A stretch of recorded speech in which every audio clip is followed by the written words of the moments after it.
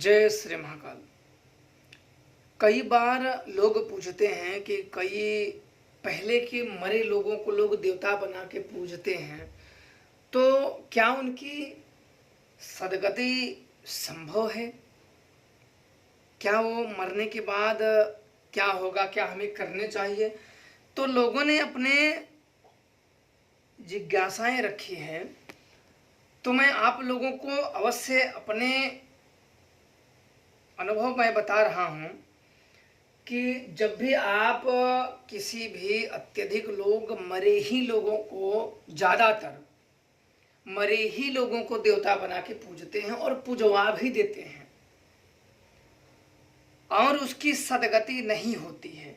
क्योंकि मरा हुआ व्यक्ति, जैसे आप मान लो कि आज से 100 साल 200 साल 300 साल पहले कोई इंसान मरा हो और आज उसे देवता बना के उसके कर्मों द्वारा या लोगों की मदद द्वारा देवता बना के पूजते हैं, तो उसको कोई तामसिक, जैसे शराब हुआ, बकरा हुआ, मुर्गा हुआ, भेड़ा हुआ, मछली मांस जो हो, उसे तामसिक चीजें चढ़ाते हैं, चीजें चढ़ाते हैं।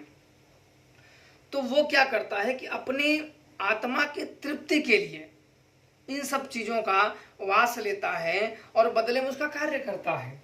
तो एक प्रकार से एक तो मरा हुआ है तो प्रेत योनि में चला गया है, और आप जब उसे पूजते हो तो जब सबसे ज्यादा, जब भी आपको तकलीफ या तो आपके ऊपर खुद आती है तब भी आप उसका चिंतन करोगे, किसी दूसरे पे आती है तब भी आप उसी का चिंतन करोगे, और कुछ समय के बाद शरीर, जानते हो ना, एक शरीर दिन पे दिन ये काल के गाल में जाता रहता है, ये बूढ़ा होता जाता है। तो आप किसको सुमिरोगे? उसी को सुमिरोगे जो मरा हुआ है, उसे आपको, क्योंकि जो पूजता है तो भाई वो लंबी लंबी, क्योंकि जैसे भूत भी लोग पूजते हैं तो अपने देवता को, चूंटी को भी हाथी बना के पेश कर देते हैं कि हाँ भाई ये तो हाथी है।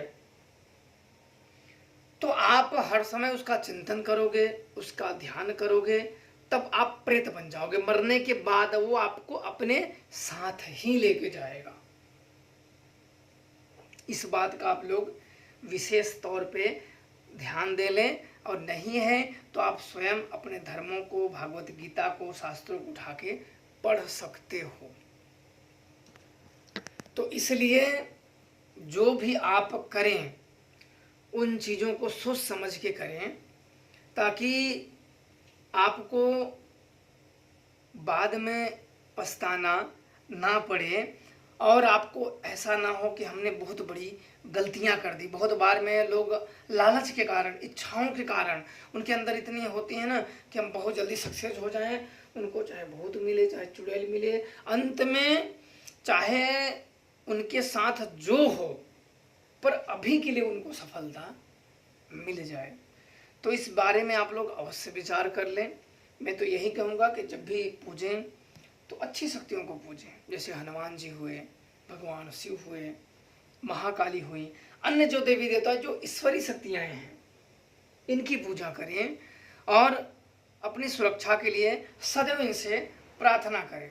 कोई भी आपका अहित ही नहीं कर पाएगा। जब आपका कोई अहित नहीं कर पाएगा तो कोई शत्रु नहीं उत्पन्न होगा।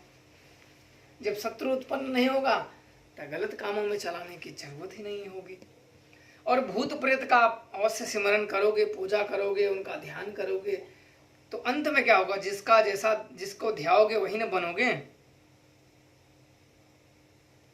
क्योंकि भूत प्रेतों का जो खुराक जो होता है ना, उनका भूत प्रेतों का जो शरीर होता है वो वायु प्रधान होता है।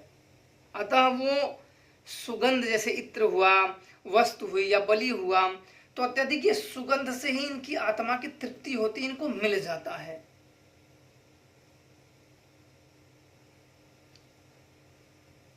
तो आप लोग जो भी करें सोच समझ के करें, करने का भुगतना स्वयं को ही पड़ता है। इसलिए जो करें सोच समझ के करें, ताकि पछतावा न हो। जय श्री